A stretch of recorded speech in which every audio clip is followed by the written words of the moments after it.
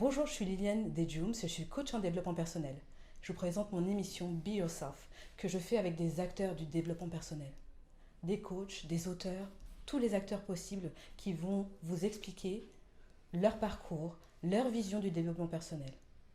N'hésitez pas à regarder cette émission parce qu'elle vous aidera à accomplir de grandes choses, j'en suis certaine. Je vous dis à très vite et bon épisode.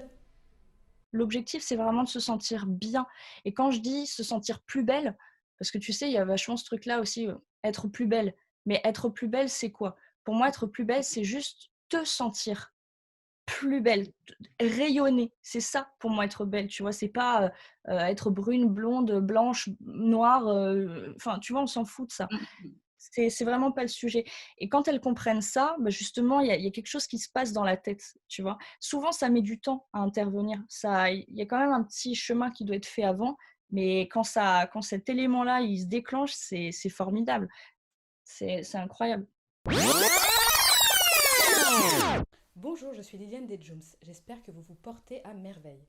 Aujourd'hui, je reçois une invitée qui s'appelle Victoire. Victoire.fit, vous la connaissez certainement. C'est une coach sportive et une thérapeute holistique.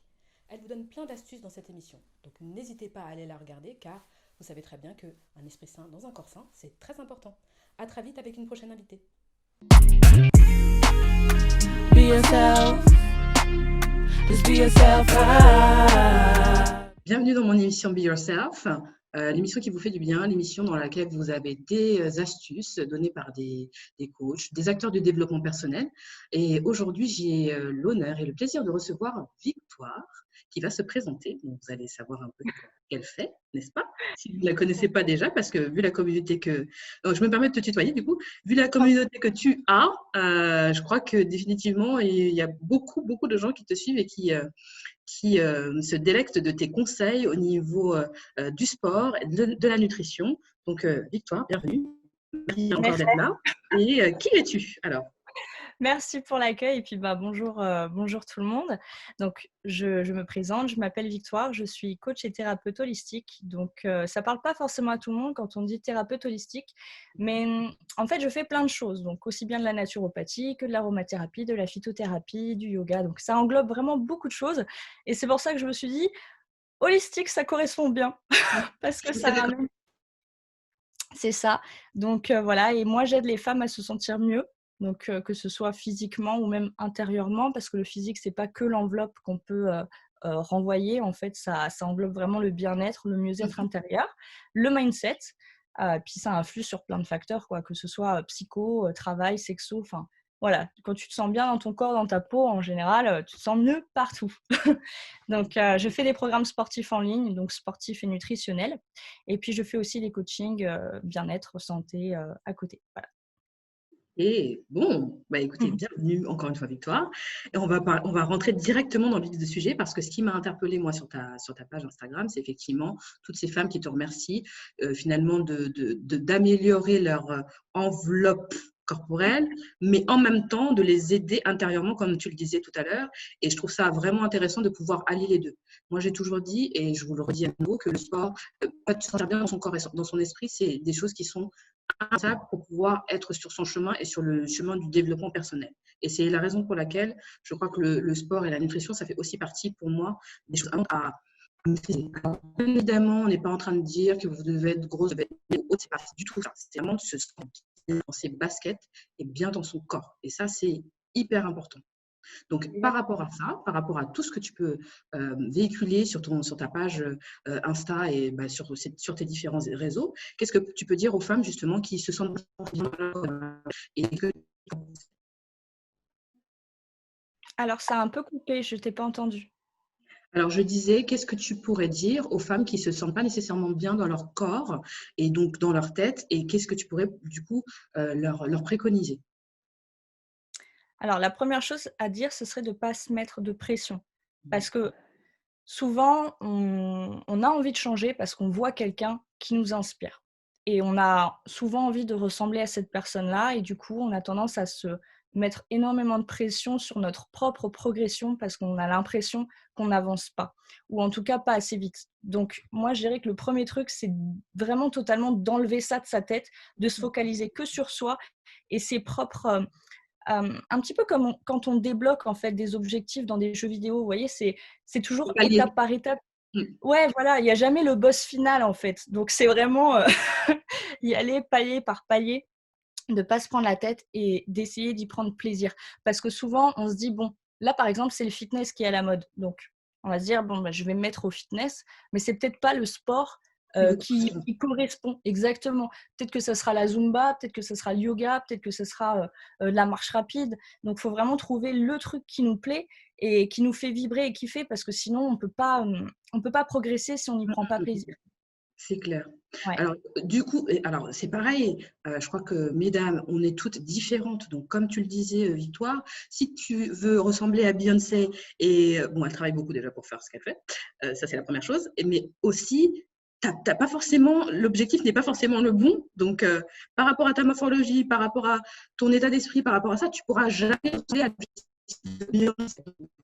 Effectivement, regarde à l'intérieur de toi, regarde ce qui est bon pour toi et adapte par rapport à toi les différents exercices, les différentes choses qui peuvent être faites pour améliorer ton bien-être. Exactement. Et je suis complètement d'accord avec toi par rapport à ça. Et on a trop tendance, effectivement, à vouloir ressembler à, alors qu'on est unique et qu'on ressemblera à personne d'autre qu'à soi-même. Exactement. Et en plus, il ne faut pas oublier que pour beaucoup de personnes, notamment moi, le physique, c'est aussi un outil de travail. Mm. Et en fonction de ta vie, de ton travail, bah, tu n'as pas forcément. Enfin, voilà, tu n'es pas obligé d'être super sec, d'avoir des abdos apparents. Enfin, on s'en fout. Voilà, c'est vraiment pas le plus important. Et c'est pas ça qui te rendra plus heureux, en fait. Mais du coup, comment tu fais? Parce que c'est vrai qu'on a beaucoup de choses dans les publicités, dans la vie générale. Voilà, les femmes doivent être minces, doivent avoir des beaux abdos, doivent avoir des belles fesses, etc. Comment on fait pour se sortir justement de cet état d'esprit pour comprendre que ce qui est important, c'est de se sentir bien avec ce qu'on a, parce qu'on a un patrimoine génétique qui ne peut pas être changé à un moment donné, et on ne peut pas ressembler à telle fille des magazines parce que physiquement même, c'est peut-être même impossible. Alors, il faut comprendre que les modes, elles changent. Ça, c'est quelque chose d'important. Parce que moi, quand j'ai démarré le sport, la mode des grosses cuisses, des bonnes fesses, etc., c'était pas du tout à la mode. Donc, moi qui avais toujours eu justement des cuisses assez massives, j'étais pas du tout dans le truc. Et le truc justement qui a fait que j'ai pu me sentir bien, c'est de m'imposer en fait, de comprendre que j'étais comme ça et de me dire, enfin c'est vraiment ce que je me disais à l'époque, mais je me disais, fais de tes défauts des qualités. C'est ça. Genre, j'avais vraiment des énormes cuisses et c'était vraiment la mode des filles très très fines quand j'avais démarré le fitness, des filles très très minces, etc. Et je me suis dit, bon, bah écoute, tu seras peut-être la seule à avoir des poteaux à la place des cuisses, bah c'est pas grave, travaille-les encore plus, comme ça, elles seront encore plus grosses. Non, mais Donc, faut... c'est sûr que en plus de ça, qui dit que c'est la norme en fait? C'est surtout ça. c'est Qui ça. détermine qu'à un moment donné, tu dois avoir des cuisses plus massives ou des cuisses plus fines? En vrai, tu es comme tu es. Donc, à un moment donné, si l'acceptation de soi est compliquée, c'est peut-être qu'il faut.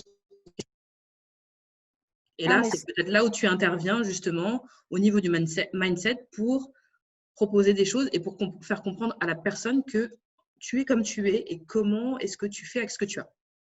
c'est exactement ça. Et de toute façon, c'est ce que j'essaye en fait d'instaurer et de d'offrir dans mes programmes, que chacune puisse permettre, parce qu'il y a vachement quand même de développement personnel, même si je suis pas forcément fan de ce terme, parce que maintenant c'est un petit peu à la mode, tu sais.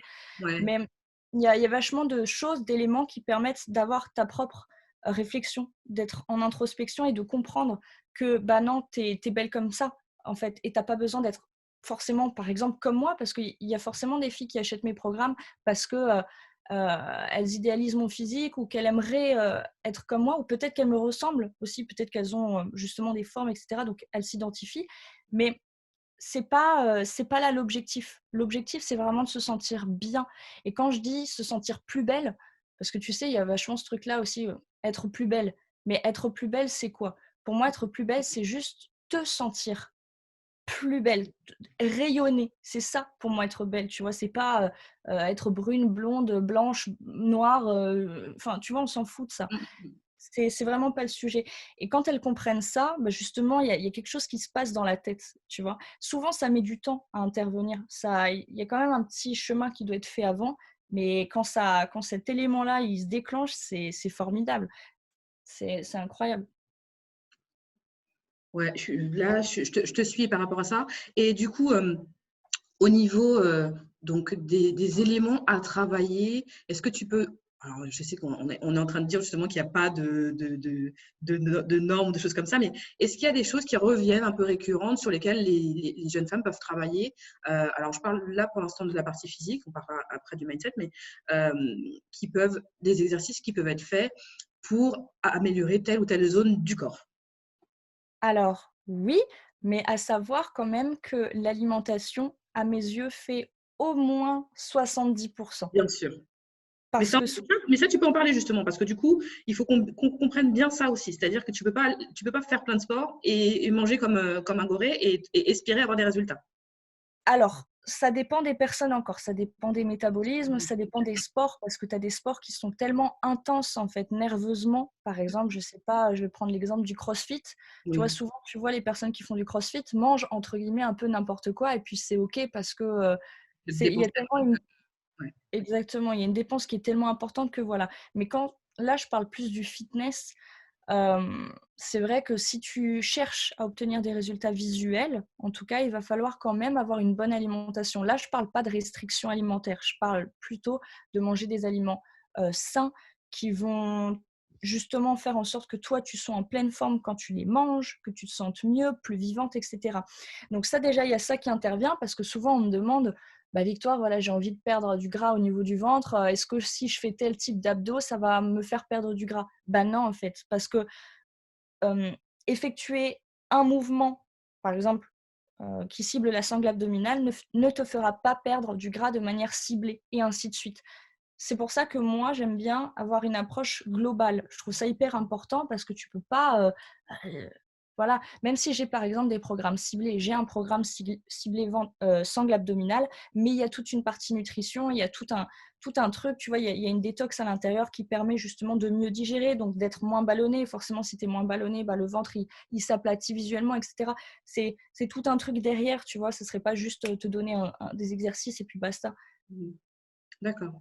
Bon, alors du coup, mesdames, vous avez compris. Je crois que définitivement, l'alimentation et même après l'état d'esprit, parce que pour donner une petite idée, euh, je vais donner un exemple personnel, parce que du coup, je suis dans le cadre aussi au niveau nutritionnel et au niveau du sport. J'ai perdu 20 kilos. Je pense que les gens le savent, je l'avais déjà dit, en l'espace d'un an. Et donc ça, je trouve aussi important de le dire parce que c'est pas parce que tu perds 10 kilos en une semaine, bon, ça peut marcher, hein, mais je pense que déjà, c'est beaucoup. Et ensuite, quel est le résultat derrière? Est-ce que c'est vraiment de la restriction alimentaire comme tu parlais tout à l'heure? C'est-à-dire que pour le coup, tu manges peut-être plus tous les aliments de façon variée et à ce moment-là, tu prives ton corps et forcément, tu perds du poids. Mm. Mais moi, j'ai pas du tout fait ça. J'ai effectivement été accompagnée par une nutritionniste qui m'a donné un régime alimentaire et qui m'a réhabituée à manger finalement et pas Mm. à me priver. Et donc, au lieu de manger, par exemple, je sais pas moi, 300 grammes de pâtes, je dis une connerie, je vais aller manger 100 grammes de pâtes parce que c'est ça qui correspondait à mon métabolisme et à la quantité dont j'avais besoin pour pouvoir perdre ce fameux poids. Mhm. Donc, par rapport à ce que tu fais, est-ce que tu peux justement expliquer un petit peu le fonctionnement du corps de manière générale et expliquer comment effectivement ce process se met en place pour pouvoir atteindre les objectifs. C'est pas forcément de la perte de poids, ça peut être juste se sentir mieux dans son corps. Effectivement, comme tu le parlais, tu disais tout à l'heure, mieux digérer. Donc ça, il y a beaucoup de gens, je pense, qui mangent un peu n'importe quoi. Et effectivement, ça se ressent aussi dans les émotions. Il faut savoir ça se voit physiquement, mais ça se ressent aussi dans les émotions. Et du coup, tout ça, ça engendre un certain nombre de problématiques qu'on attribue peut-être à d'autres choses, alors que ça fait partie en fait de la façon dont vous vous alimentez ou que vous ne fassiez pas de sport ou même votre état d'esprit n'est pas le bon. C'est ça. Alors, moi, j'ai une approche encore différente, par exemple, qu'une nutritionniste ou qu'une diététicienne, dans le sens où, sauf si vraiment il y a un problème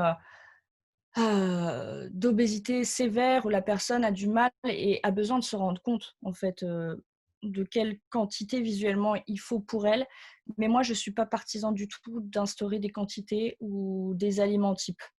En fait, moi, j'ai un type d'alimentation que je prône et auquel je crois, c'est l'alimentation vivante. Donc, c'est le fait de manger brut, donc des aliments bruts, non transformés, et en fait, sous la forme la plus biodisponible possible. Donc, par exemple, des graines, au lieu de manger, par exemple, des lentilles cuites, je vais favoriser la germination, qui induit du coup beaucoup plus d'énergie.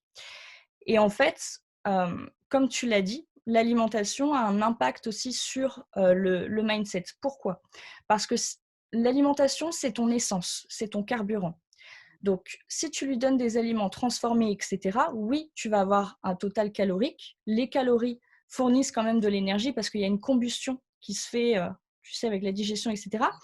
Mais le mieux, c'est de donner justement des aliments vrais et bruts. Moi, je les appelle comme ça parce qu'ils sont faits pour toi. Ils sont faits pour être digérés facilement. Tu vas les digérer facilement, donc tu ne vas pas te sentir fatigué. Tu ne vas pas avoir, tu sais, le coup de barre qu'on a l'après-midi en général à 16 heures après avoir mangé le repas du midi.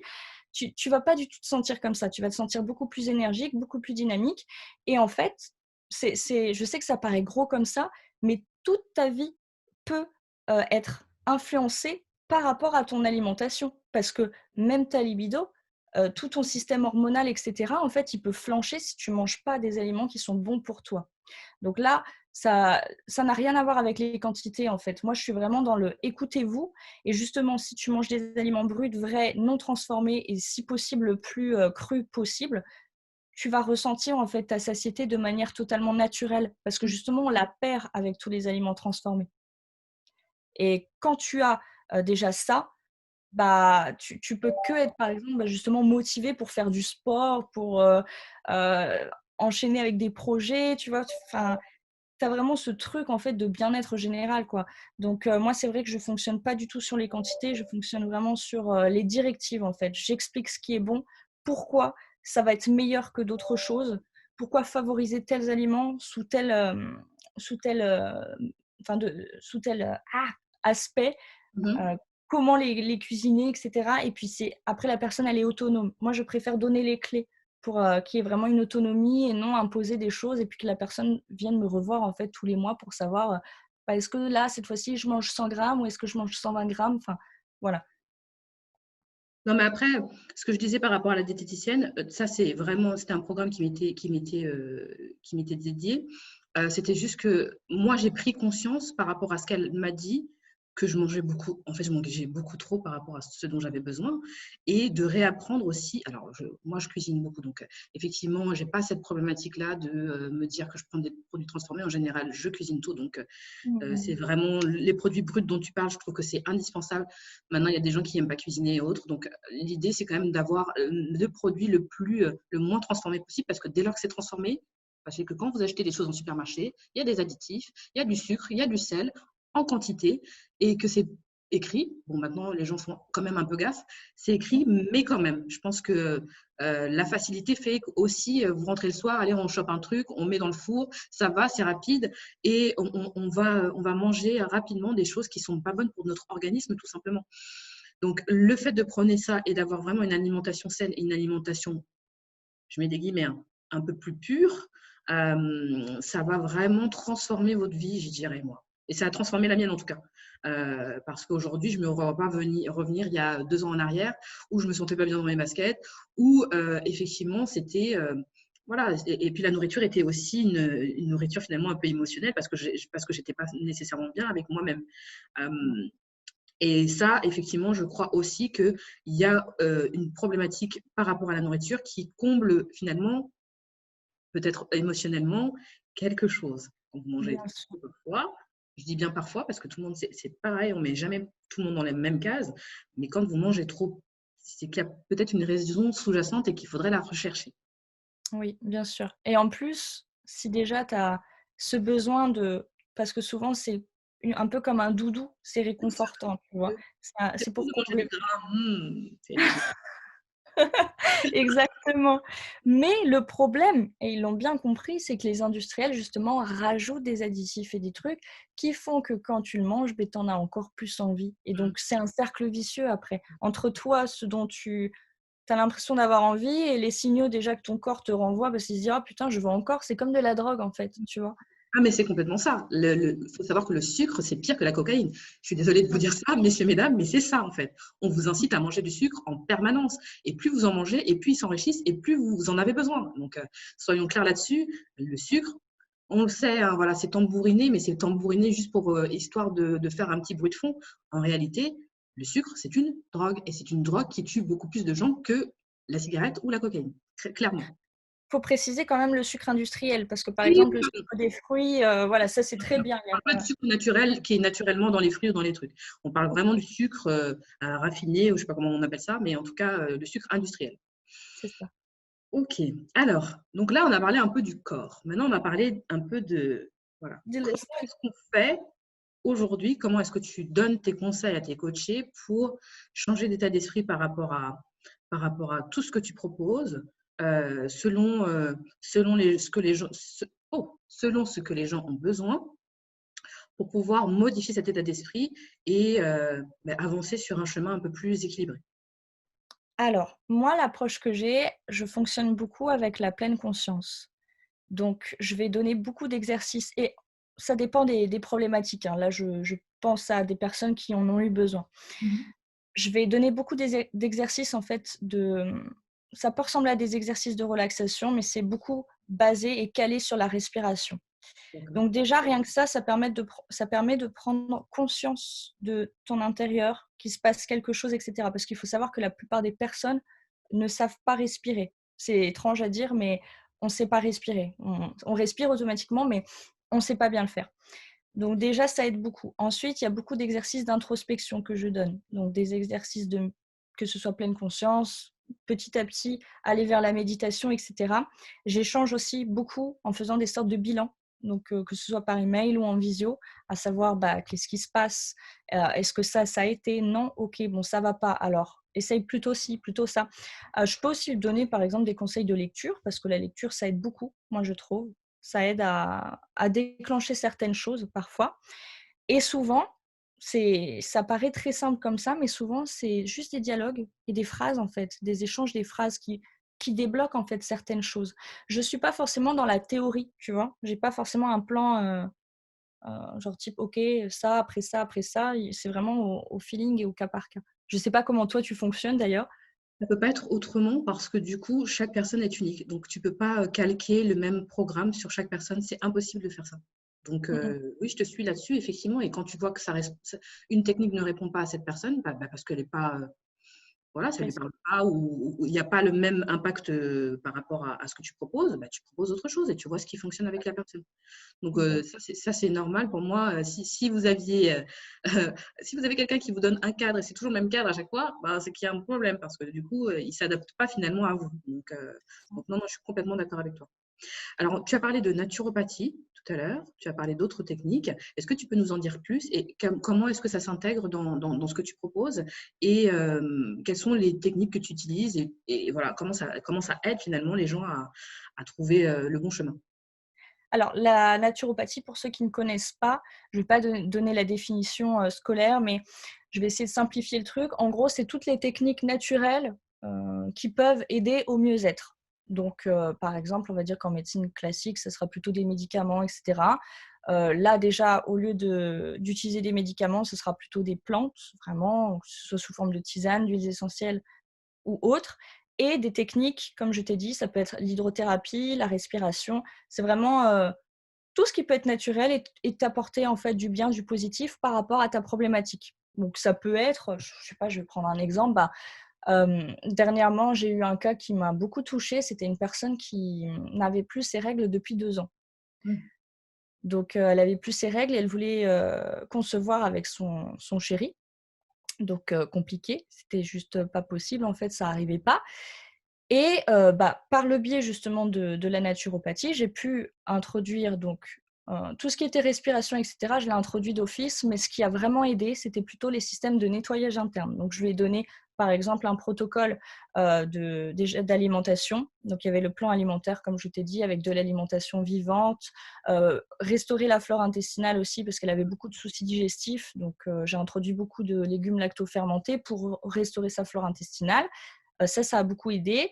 Ensuite, on a beaucoup travaillé sur les blocages aussi énergétiques parce qu'il pouvait y avoir certains éléments dans son… Je ne vais pas raconter, mais Bien sûr, bien certaines sûr. choses qui ont pu se passer qui faisaient qu'elle avait des petits blocages. Ouais. Voilà, donc elle a réussi à travailler aussi dessus petit à petit.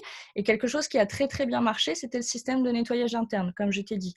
Donc, euh, nettoyer, en fait, drainer les toxines au sein de son corps avec certains procédés, donc certaines plantes, certaines méthodes qui ont été mises en place petit à petit, parce que tu ne peux pas donner un truc d'un coup comme ça.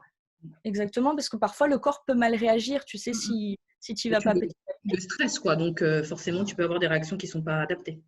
Exactement, et puis s'il est entre guillemets, je mets bien entre guillemets, hein, encrassé, tu sais, par justement des aliments pas très sains, et que d'un seul coup tu le nettoies, tu peux avoir des réactions, des crises en fait, des crises d'élimination. Donc ça peut être des boutons, de l'énervement, ça peut être tout et n'importe quoi.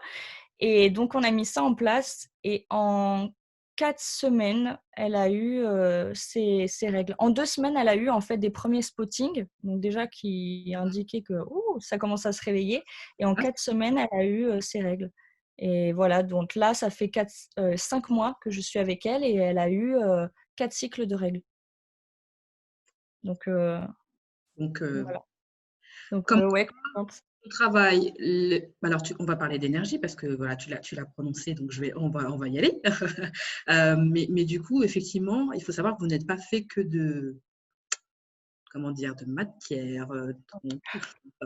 Il y a Ouais. aussi l'énergie qui circule à l'intérieur de vous. En tout cas, moi, je pense qu'il y a une énergie qui circule à l'intérieur de nous. Tout le monde n'est pas d'accord, mais ok. Sur ça, je te rejoins complètement. Et c'est important de comprendre quand vous avez une problématique qu'il y a peut-être un point de blocage énergétique qui fait que tout ça ne circule pas très, très bien. Donc, comment est-ce qu'on détermine potentiellement ce point de blocage? Est-ce que tu peux donner un peu des conseils par rapport à ça? Ouais. Alors là, ta question, c'est par rapport, par exemple, à moi en tant que professionnelle pour mes élèves ou un élève qui a besoin de savoir s'il y a un blocage?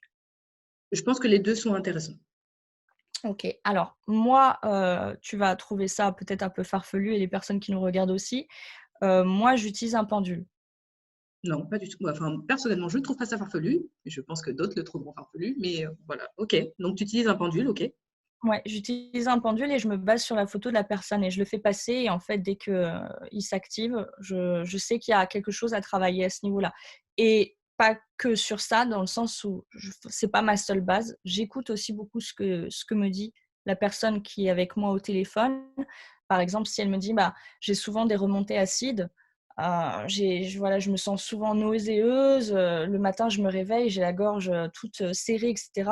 Bah, voilà, on met en place un protocole naturel, comme je t'ai dit, mais il y a aussi peut-être un blocage énergétique, par exemple, au niveau du chakra de la gorge ou ce genre de choses. Donc, c'est pas forcément des choses dont je lui parle, parce que ça va pas forcément parler à tout le monde. Bien sûr, Mais moi, je sais que je travaille dessus. travailler sur cette partie-là. Exactement. Donc, le travail, alors moi, je ne vais pas faire, par exemple, un travail énergétique avec un soin énergétique à Bien distance, sûr. etc. Parce que déjà, à distance, j'ai jamais fait ce genre de choses et je ne sais pas si j'en serais capable. En vrai, je le pourrais, mais à distance, je ne pense pas. Je vais plutôt justement donner des exercices qui vont aider. Surtout la respiration, ça aide énormément. La respiration, la chaleur, l'hydrothérapie aussi, ça aide énormément à travailler là-dessus, à avoir une action là-dessus. Il peut y avoir vraiment plein de choses très très cool, rien qu'avec soit de l'eau chaude, de l'eau froide, des huiles essentielles, tu vois. Les huiles essentielles, ça marche aussi vraiment beaucoup. Ou Mhm. alors encore, la gémothérapie, ça marche bien. Ou ça peut vraiment être n'importe quoi, hein, des tisanes, par exemple, à prendre justement qui vont aider à, à nettoyer ou alors qui vont réduire les acidités, tu vois. C'est plein de petites choses cumulées. Et ensuite, en tant que personne, vraiment, si tu te dis, bon, comment je peux savoir si j'ai des blocages énergétiques, etc., bah, souvent, tu peux le sentir parce que ça te fait des nœuds. Je sais pas Mhm. comment expliquer. C'est Il y a pas quand même musculaire. des douleurs, hein. Exactement, des douleurs. Par exemple. Ah bah Mm. là, en fait, je prends vraiment cet exemple parce que souvent, cet endroit-là, c'est quelque chose qu'on ressent assez facilement. Exactement. Donc, tu peux sentir justement des nœuds ici au niveau du plexus solaire. Par exemple, tu vois, parfois, tu peux, même si tu es la personne la plus pisse du monde, tu peux t'énerver. Et tu vas t'énerver, tu vas sentir, tu vois, vraiment ici un nœud. Et après, ça va pouvoir, par exemple, te donner très mal à la tête. Et tu vas te dire, ouais, il y a quelque chose qui n'est pas passé. Tu vois, donc soit tu peux le ressentir comme ça, ou alors tu peux te dire qu'il y a peut-être un problème si, par exemple, tu as mis en place tout ce que tu pouvais, que ce soit avec des médecins, des professionnels, des naturopathes, etc., et que malgré ça, bah, ça va pas mieux. Tu Ouais. vois, là, tu peux dire, bon, il faut peut-être voir un petit peu ailleurs. Ouais. Hors cadre médical C'est classique. c'est ça. Mais c'est souvent difficile de faire ça parce que les gens n'ont pas conscience qu'ils ne sont pas faits que de chair et d'os et que voilà, l'énergie fait partie de vous. Et quand on a compris ça et que, bon, je pense il faut quand même y croire aussi parce que je crois que si tu es sceptique par rapport à ça, ça ne fonctionnera pas tant que ça. Sauf si on ne te le dit pas et qu'on fait quelque chose, comme tu dis. Alors, il y en a qui le font à distance et il y en a qui le font effectivement avec la présence de la personne. Mais enfin, je n'ai pas envie de convaincre les gens, je ne suis pas là pour prêcher ni rien, mais c'est vraiment, ayez conscience qu'il n'y a pas que le corps physique, quoi. Et que quand on travaille sur les deux, effectivement, on sent vraiment la différence. Et je crois que c'est important de s'en rendre compte et de travailler sur les deux aspects. Mm, Que si toi, tu arrives à faire ça avec tes coachés et leur faire entendre ça, de toute façon, s'ils te suivent en vrai, s'ils te suivent, c'est que a priori, ils sont déjà un peu dans cet état d'esprit. Parce que tu en Oui, parles de façon très libre finalement et je pense pas que tu t'en caches ni rien parce que peut-être que voilà, c'est non, j'assume totalement toutes les parties que je peux avoir. Et puis en plus de ça, j'ai mis, tu sais, sur mon site des petites cases à cocher. Et il y en a une, c'est j'ai conscience que les méthodes apportées seront certainement totalement à l'opposé de ce que j'ai pu recevoir par le passé. Comme ça, la personne déjà se dit ah bon, ok, c'est qu'est-ce qu'elle va me faire? Tu sais. Donc voilà, au moins la personne est prévenue, préparée. Alors, tu as parlé des chakras. Tu vois, je rebondis sur ce que tu dis à chaque fois. Ce n'était pas les questions que j'avais préparées, mais c'est pas grave. Du coup, tu as parlé des chakras. Est-ce que tu peux nous en dire un petit peu plus pour ceux qui ne sont pas connectés? Je ne sais pas comment on peut dire ça. En tout cas, qui ne connaissent pas nécessairement. Alors, peut-être pas tous, mais au moins peut-être ceux qui sont les plus prédominants et qui… Il n'y a jamais Bah, vraiment de prédominant puisque ça dépend des gens, mais ceux qui reviennent le plus par rapport au coaché que tu as. alors souvent, c'est le chakra de la gorge qui est Ouais. très souvent bloqué. Et c'est souvent, en fait, le chakra de la gorge qui est bloqué parce que les personnes n'osent pas s'affirmer ou n'osent pas dire les choses aux proches. Tu vois, par exemple, admettons, tu travailles quelque part et tu aimes ton travail, mais ton responsable, tu l'aimes, enfin, ça se passe pas bien. Et voilà, il te parle pas comme il faudrait, etc. Et toi, tu n'oses pas dire, bah non, je suis pas d'accord, il faut pas me parler comme ça. Souvent, ça se bloque à ce niveau-là. Tu as aussi le chakra du cœur qui peut être souvent bloqué, le chakra du cœur, donc que ce soit par les événements que tu as pu vivre ou tu n'as pas en fait vécu pleinement, tu vois, par exemple, ta tristesse. Ou souvent, c'est quand on ne s'autorise pas à vivre des émotions, ça peut se bloquer. Ou si tu as vécu des déceptions, genre type tu t'es fait tromper ou ce genre de choses. Mhm. Et ensuite, tu as le chakra, bah alors moi je l'appelle le chakra sexuel, mais il a plein d'autres noms, qui peut être aussi souvent bloqué. C'est justement toute l'énergie sexuelle, en fait, et pas forcément que dans la relation homme-femme, tu vois, c'est toi-même, tu vois comment, je sais pas comment expliquer, Si, je comprends. Enfin, moi, je comprends. Après. tu vois, genre, j'ai envie de dire le mot sexy, mais là, je parle pas sexy par rapport aux autres, c'est quand toi, tu vois, tu vois, tu ressens tes Bien dans ton envies. corps. Je Voilà, comprends. exactement. Mhm. Ça peut être bloqué, bah, pareil, s'il y a eu des traumatismes par le passé, donc que ce soit des agressions, que ce soit des actes non consentis, que ce soit, voilà, ça peut être bloqué. Ou si la personne a été éduquée dans un cadre où on lui a limite appris que c'était malsain, que c'était Ouais. pas, tu vois. Mhm. Donc voilà. D'accord. Alors, moi, je vais parler de celui-là. Ouais. Qu'est-ce qu'on fait pour débloquer ça? Enfin, je sais que tu n'as pas une règle générale pour tout le monde, mais est-ce que tu as des conseils à donner? Alors moi, j'adore. Il y a 2 exercices qui sont très faciles à faire en yin yoga. C'est la position du enfin, soit la déesse, soit le papillon, ça dépend. Tu as plusieurs noms. Je sais pas si je te la montre ou. Bah, là, si tu... Ouais, écoute, tu peux ou pas? Ouais, je pense. En gros, en fait, il faut que tu sois allongé, tu vois, attends, hop, tu vois, sur le lit, que tu Oui. écartes les jambes et tu les laisses, en fait, totalement s'écarter de manière naturelle. Tu les laisses tomber et tu gardes cette position pendant. Tu peux la garder jusqu'à 5 minutes, mais au début, quand tu commences, ça fait un peu mal. Tu vois l'étirement, donc je dirais 1 ou 2 minutes. Et tu te laisses aller avec de la musique vraiment qui te berce, etc. Tu penses à rien petit à petit. Tu fais ça plusieurs fois par semaine. Et déjà, il est possible que rien qu'avec cette position, en la reproduisant plusieurs fois, tu puisses ressentir qu'il se passe quelque chose. Donc, tu as ça qui est très, très bien. Ou alors, Merci j'adore faire Nico de des mots faire le dans le cobaye, lit. c'est parti. Ou alors, tu as celle-ci. Enfin, attends, comment te montrer? En gros, tu te mets comme si tu étais en position de squat, tu vois, D'accord. comme ça, par terre. Donc, et tu pousses si possible au niveau de. Enfin, tu pousses tes genoux avec tes coudes vers l'extérieur. Ok. Tes pieds normalement bien à plat posés au sol. Et tu imagines, en fait, tu visualises que l'énergie de la terre rentre à l'intérieur. Tu imagines que tu aspires vraiment de l'énergie par ton Oui. vagin, en fait. Ok. Et c'est très puissant comme position quand tu arrives à la ressentir.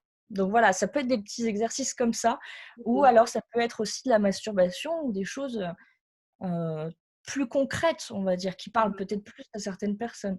Ok. Bon. Alors c'est les conseils que tu donnes, c'est principalement quand même pour les femmes. Messieurs, vous n'êtes pas trop concernés. Non, il y a d'autres choses. Mais après, cette position, ils peuvent quand même la ressentir parce Première que et la deuxième, oui. Alors bon, oui, bah, cela dit, oui.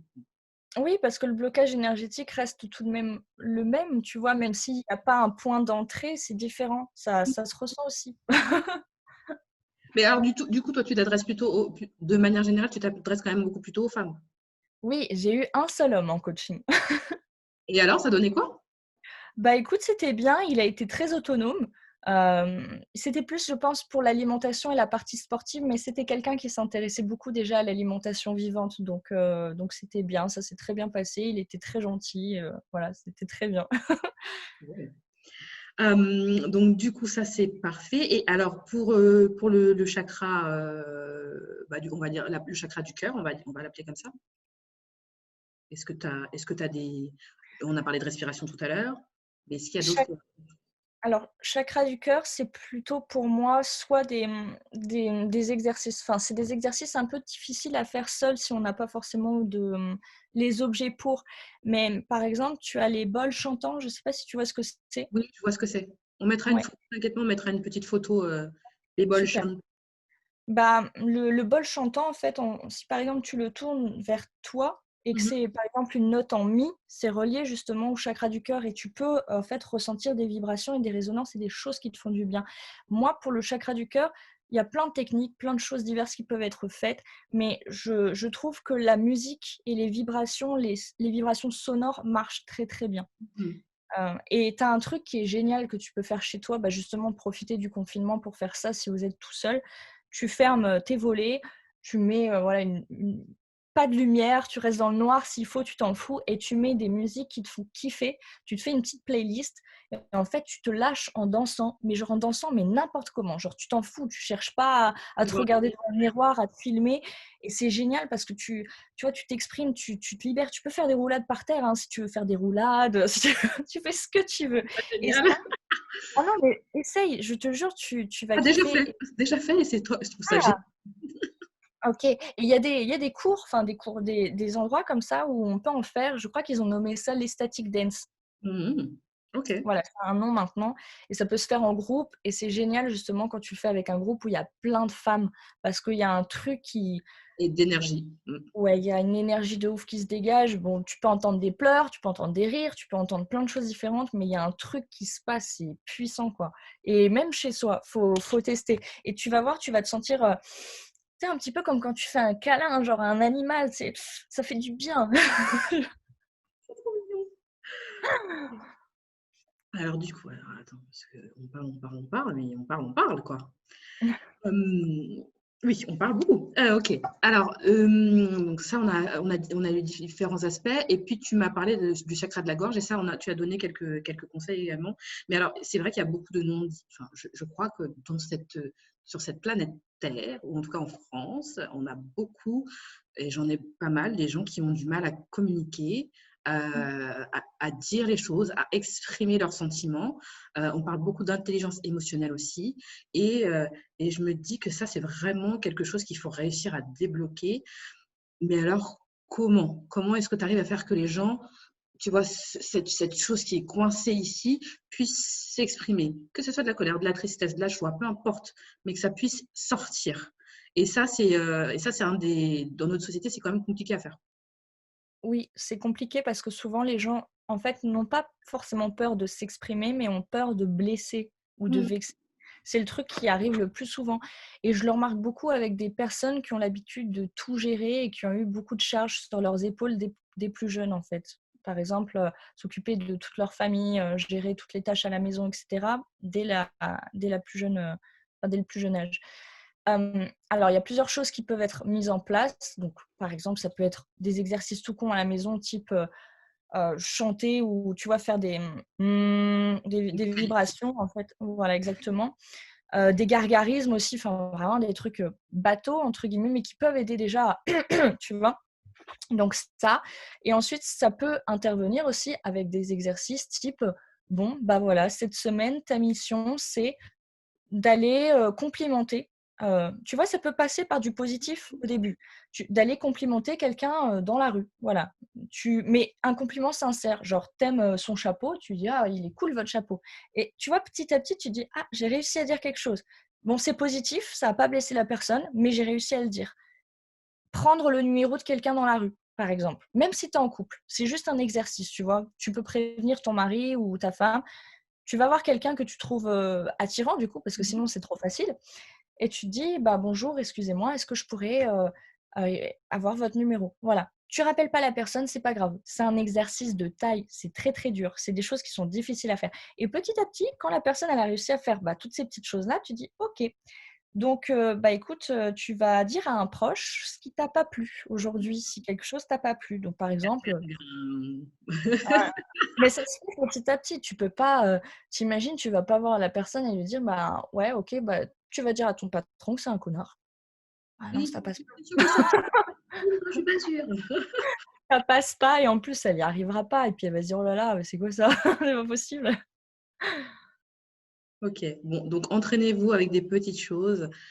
Au Ouais. fur et à mesure du temps, vous allez vous rendre compte que, alors c'est pas que c'est pas difficile, parce que souvent les choses qu'on n'arrive pas à dire, c'est parce que c'est compliqué, justement, mais en tout cas que ça sera de plus en plus aisé pour vous de vous exprimer.